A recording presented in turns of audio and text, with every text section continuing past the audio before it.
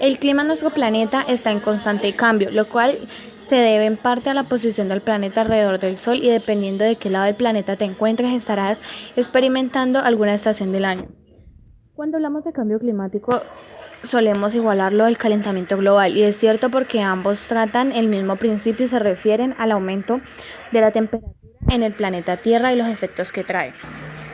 El clima cambia a un ritmo sin precedentes y no todos los animales se pueden adaptar a un tiempo. Las actividades humanas provocan el cambio climático, pero los más perjudicados son los animales. La humanidad se enfrenta a un problema que quizá no tenga solución. En general, el cambio en el clima se les afecta a dos vertientes: su distribución y su relación con sus hábitats naturales y su comportamiento. Si no se detiene el cambio climático, una cuarta parte de las especies del planeta, entre animales terrestres, aves y plantas, podría extinguirse. La única solución es reducir las emisiones de gases de efecto invernadero de una forma radical. Lógicamente, habrá diferencias según las regiones. Hay otros factores que afectan y se suman al cambio climático, a la extinción de especies como el uso del suelo, la pérdida de hábitat o la contaminación, así como la propia capacidad de adaptación de los animales. El riesgo de extinción está muy relacionado con el cambio climático.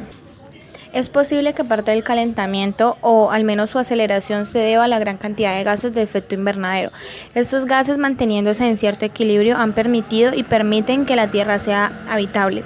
Aunque sus niveles han variado a lo largo de la historia, durante los 2 últimos siglos la concentración de estos gases está en incremento exponencial debido a diversas actividades humanas, haciendo que la tendencia en el clima de la Tierra se esté invirtiendo y causando un mayor calentamiento global.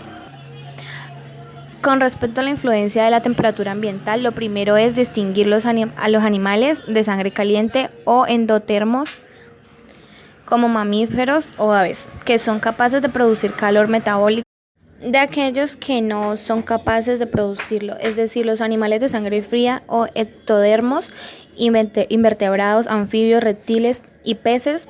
Aunque todos los animales están afectados por la temperatura, son los segundos los más vulnerables y en muchos casos con unos rangos de temperatura óptimos, muy estrechos, como sucede por ejemplo en algunos peces, limitando su supervivencia. Las especies deben de adaptarse a nuevas condiciones o migrar a otros territorios.